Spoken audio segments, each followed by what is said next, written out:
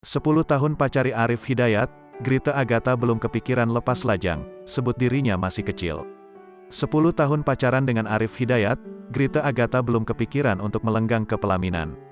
Ia kemudian membeberkan alasan tak kunjung melepas masa lajangnya. Grita Agatha takut menikah. YouTuber Grita Agatha dan Arif Hidayat sudah 10 tahun menjalin asmara.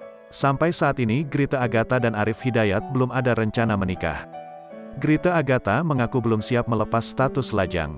"Aku masih kecil, aku masih takut menikah," kata Grita Agatha di kanal YouTube dikutip wartakotalive.com, Kamis, tanggal 5 Mei tahun 2022. "Kalau nikah harus ada prioritas dan pekerjaan pasti akan dibatasi. Aku harus urus suami, hatiku belum siap," lanjutnya. Pemain sinetron dan film itu masih butuh persiapan mental dan batin sebelum menikah dengan Arif Hidayat. Menikah itu komitmen seumur hidup. Tapi kalau dipikir sampai menunggu siap, ya nggak akan siap, ucap Grita Agatha.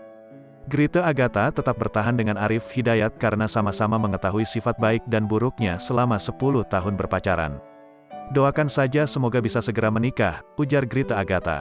Sebelumnya, Grita Agatha sempat menengok Aurel Hermansyah dan Baby Amena. Kemudian Grita mengutarakan keinginannya memiliki anak setelah menikah dengan sang pacar. Bahkan Grita sudah berbicara kepada sang kekasih. "Sebenarnya aku pengen langsung punya anak.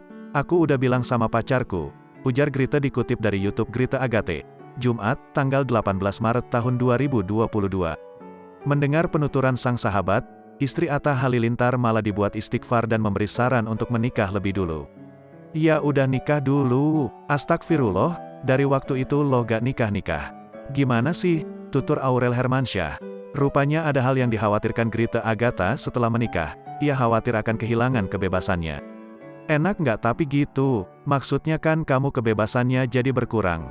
Tapi kamu nggak apa-apa?" tanya Grita. Mendengar kekhawatiran tersebut Aurel segera memberi pencerahan. Ia mengaku tak keberatan menukar kebebasannya demi berumah tangga.